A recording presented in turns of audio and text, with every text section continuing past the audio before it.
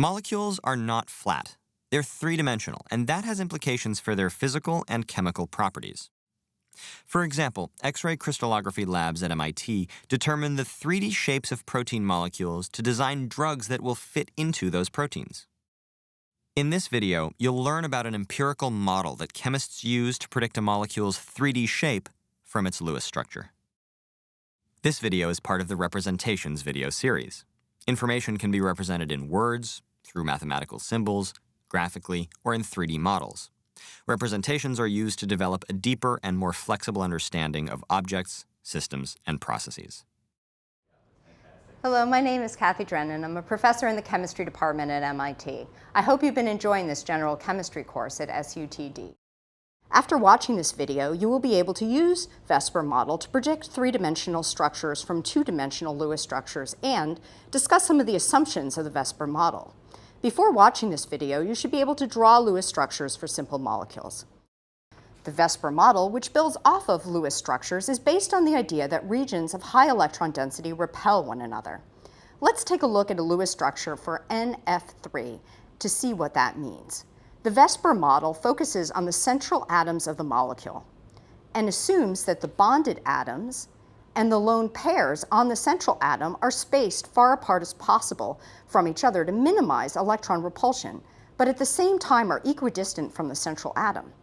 The VSEPR model attributes lone pairs of electrons with having stronger repulsion than bonded electrons. And finally, the VSEPR model treats multiple bonds between two atoms as a single region of electron density. Let's apply the VSEPR model to look at a few molecules. For example, if we look at nitrous oxide, we see that there are two atoms bonded to the central atom and 0 lone pairs of electrons on the central atom. To minimize electron repulsions, we will maximize the distance between two bonded atoms by placing them along a line on either side of the central nitrogen atom. We can see also that if we place one of the bonded atoms elsewhere, we would not be able to maximize the distance between the bonded atoms. We would describe nitrous oxide as having a linear geometry. In a linear model, the bond angle between the atoms is 180 degrees. Note that when we examine the Lewis structure for nitrous oxide, the triple bonded nitrogen was treated the same as the single bonded atom. Now, if we follow a similar procedure for sulfur trioxide, we see that there are 3 bonded atoms to the central atom and 0 lone pairs on the central atom. To maximize the distance of bonding atoms from each other, we will space them 120 degrees apart from the central atom on the vertices of an equilateral triangle. We would describe sulfur trioxide as a trigonal planar molecule with bond angles of 120 degrees. Now let's look at SO2.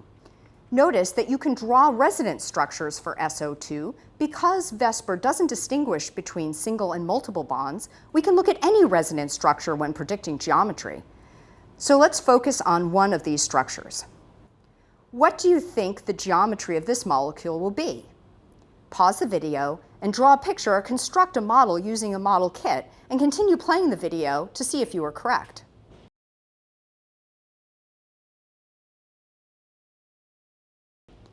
Remember, and the VSEPR model assumes, that bonded atoms and lone pairs on the central atom are spaced as far apart as possible. On SO2, we have 2 atoms bonded to the central atom and 1 lone pair on the central atom. So we have 3 regions of electron density total. Think about how you would space these 3 regions as far apart as possible by placing them on the vertices of an equilateral triangle. On our model, this represents the lone pair of electrons.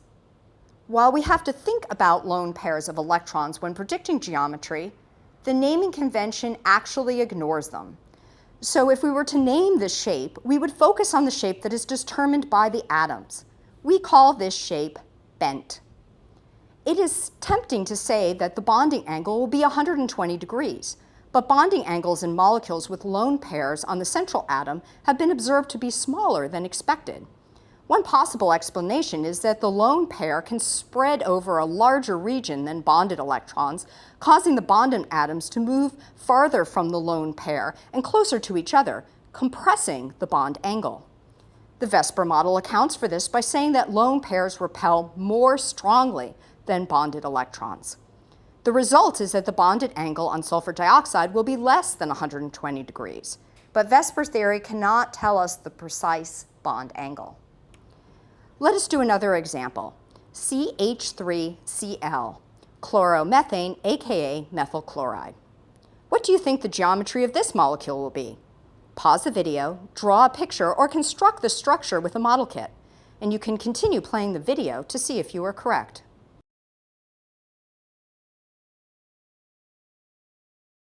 How many atoms are bonded to the central atom? 4. How many lone pairs are on the central atom? 0. If we are only thinking in 2 dimensions, it is tempting to place the 4 regions of electron density at 90 degrees to each other. But this would be incorrect. Remember, we're working in 3 dimensions. To maximize the distance of 4 regions of electron density, we can think about them lying on 4 corners of a tetrahedron. It may help to review what a tetrahedron looks like. A tetrahedron is a pyramid constructed from 4 equilateral triangles. It has a triangular base and sides made from triangles. This results in 4 corners or vertices. We imagine our central atom to be at the center of the tetrahedron. In tetrahedral geometry, the bond angle between bonded atoms is 109.5. This is larger than the 90 degrees predicted by putting all 4 regions in the same plane. The correct model of CH3Cl would look like this. This shape is aptly named a tetrahedron. Let's do another example. Nitrogen trifluoride. What do you think the geometry of this molecule will be? Pause the video, draw a picture, or construct the model using a model kit, and continue playing the video to see if you are correct.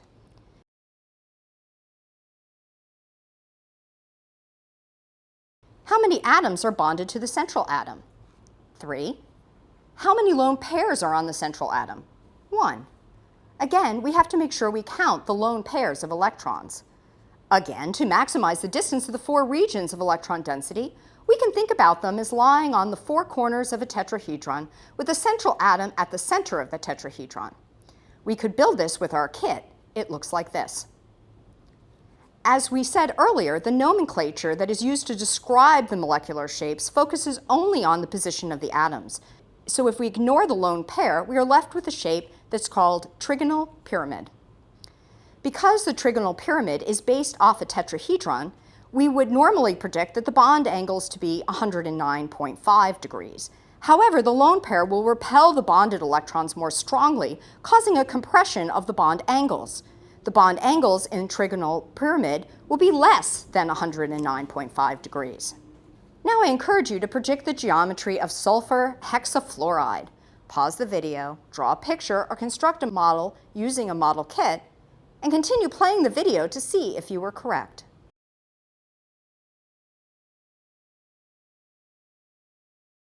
How many atoms are bonded to the central atom? 6. How many lone pairs are on the central atom? 0. To maximize the distance of 6 regions of electron density, they lie at the vertices of an octahedron. Let's take a closer look at the octahedron. An octahedron is composed of 8 triangles and has 8 sides but only 6 vertices.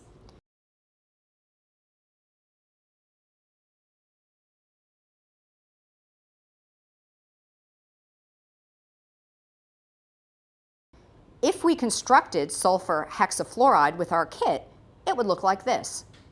This shape is called an octahedron. The bond angle in octahedral geometry is 90 degrees. Let's try one that's a little bit different. Bromine pentafluoride.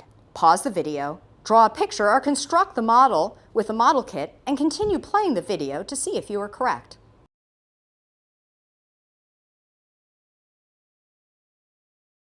How many atoms are bonded to the central atom? 5. How many lone pairs are on the central atom? 1. Again, to maximize the distance of 6 regions of electron density, they lie at the vertices of the octahedron.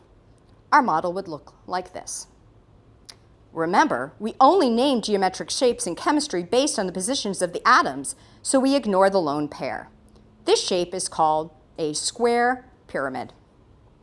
Because the square pyramid is based off octahedral geometry, we would normally predict the angles to be 90 degrees. However, the lone pair will repel the bonded electrons more strongly, causing a compression of bond angles. The bond angles in a square pyramid will be less than 90 degrees.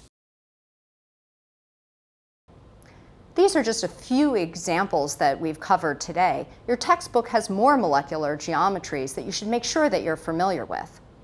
The VSEPR model is a simple empirical model that works well for predicting the geometries of most simple molecules. But it is important to remember that, as it is true for all models, it is based on some assumptions that limit its range of validity. As you progress through your studies and begin to look at more complex molecules, such as proteins, you will find you need to use more complicated models in order to generate 3D representations of these molecules. In this video, you learned that VSEPR model can be used to help understand a simple molecule's 3D structure.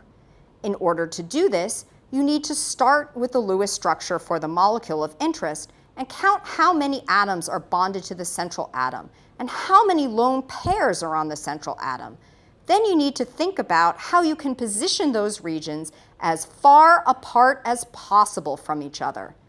This is where thinking about polyhedra is useful because the vertices of a polyhedra are at the maximum distance from each other. Finally, you should remember that the naming convention for molecular geometries focuses on the location of the atoms only. Because of the simplicity of the VSEPR model, it's fairly easy to translate two-dimensional images into three-dimensional molecules. And if you have a lot of practice doing this, then 3 dimensions will become second nature to you.